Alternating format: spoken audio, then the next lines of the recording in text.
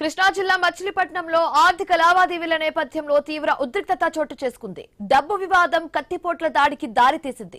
మచిలీపట్నానికి చెందిన త్రినాథరావు అనే వ్యక్తి దగ్గర నుంచి తక్కువ ధరకు బంగారం ఇస్తామంటూ రజనీ కుమారి అనే మహిళ ₹1,00,00,000 మేర వసూలు చేసింది.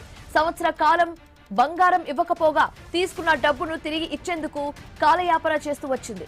ఈ క్రమంలో బాధితుడు రజనీ కుమారి ఇంటికి వెళ్లి తన డబ్బు తిరిగి ఇవ్వాలని కోరారు.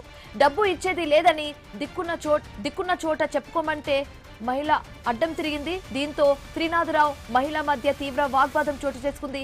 అదే సమయంలో రజనీ కుమారి ఆమె భర్త రాజశేఖర్ తో పాటు మరికొందరు కలిసి త్రినాథరావుపై కత్తితో దాడి చేశారు. ఈ దాడిలో త్రినాథరావు తీవ్ర గాయాలు కాగా మచిలీపట్నం హాస్పిటల్లో చికిత్స పొందుతున్నారు. మెరుగైన చికిత్స కోసం ఆయనను విజయవాడ హాస్పిటల్ కు తరలించారు. అయితే తనపై జరిగిన దాడిని సెల్ఫీ వీడియో ద్వారా తెలిపాడు బాధితుడు.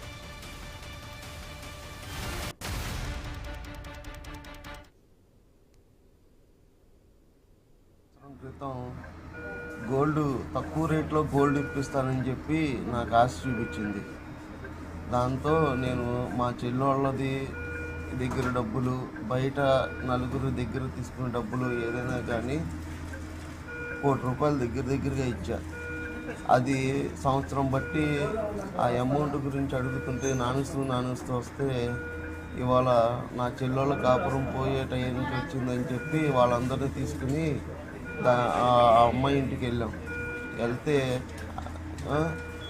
చెక్కులు నోట్లు ఇస్తానని చెప్పింది అని మాట్లాడి సాయంత్రం ఏంటో నీ సంగతి తేలుస్తానని చెప్పింది. నేను అది అంతగా పట్టించుకోలేదు.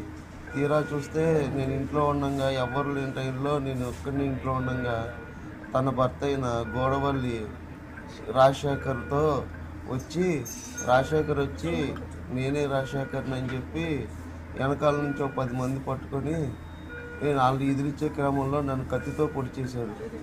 గట్టిగా 4 పోట్లు పొడిచాడు. ఇప్పుడు అంగన్వాడీ నియామక